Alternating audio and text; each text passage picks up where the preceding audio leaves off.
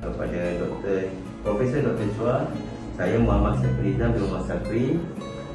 Kami membuat sebuah proposal usahawanan sosial yang bertujuan untuk membantu warga emas menghadapi cabaran kehidupan berusia melalui penggunaan teknologi IR 4.0, dan kami fokus pada jaringan sosial.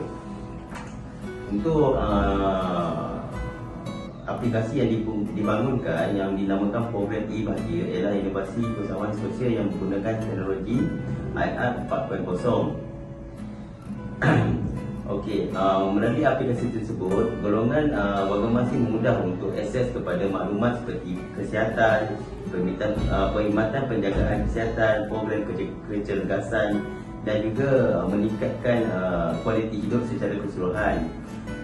Penggunaan aplikasi ini juga mengurangkan pengasingan sosial dan mengurangkan perasaan kesunyian bagi warga emas.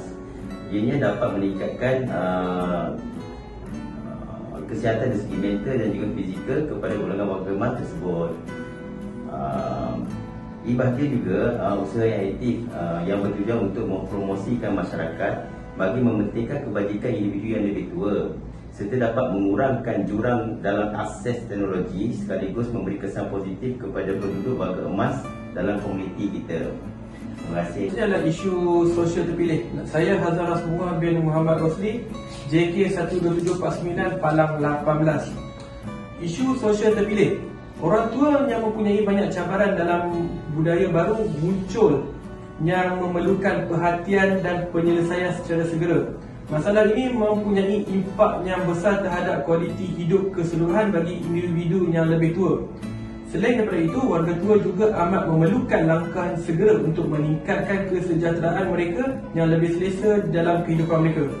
Halangan utama ini merangkumi keadaan kesejahteraan fizikal yang semakin teruk, interaksi sosial yang terhad dan keadaan kewangan yang tidak menentu, membawa kepada masalah yang serius kepada mereka. Saya Wan Muhammad Hanzalah bin Ahmad, JK 13029/19. Saya akan menerangkan tentang memberikan kesejahteraan warga emas dengan inovasi teknologi. Dalam masyarakat yang mengalami peningkatan bilangan warga emas adalah penting untuk mengutamakan kebajikan warga emas. Isu ini berbagai rupa dan memerlukan pertimbangan yang bernas dan strategi yang teliti. Bidang utama yang memerlukan perhatian besar ialah kesejahteraan fizikal, pengasingan sosial dan akses terhad, kemudahan penyertaan kesihatan. Teknologi ini juga membantu dalam pengurusan kesihatan fizikal dan menawarkan peluang baru untuk menangani pengasingan sosial yang besar dialami oleh generasi ini. Penyediaan perkhidmatan e-Bahagia merancang untuk memperkenalkan platform berasaskan internet yang membolehkan pengguna berinteraksi, berkongsi pengalaman mereka dan mengambil bahagian dalam sesi kecergasan maya. Kedua ketiga, perincian produk. e-Bahagia adalah inisiatif usahawanan sosial yang menggunakan teknologi IR 4.0 untuk meningkatkan kebajikan warga emas melalui penciptaan produk.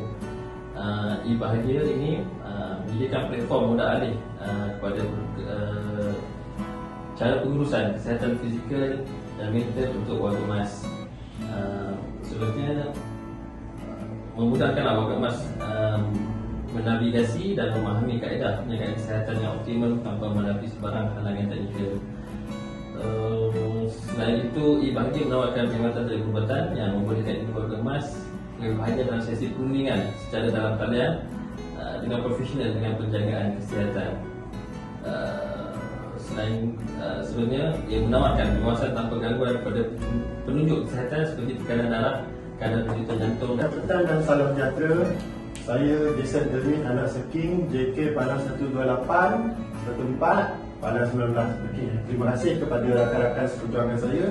Hari ini saya akan terangkan berkenaan dengan pasukan pengendali. Pasukan pengendali ini adalah CEO kepada e-Bahagia yang akan mengendalikan aplikasi ini daripada CEO kepada warga emas.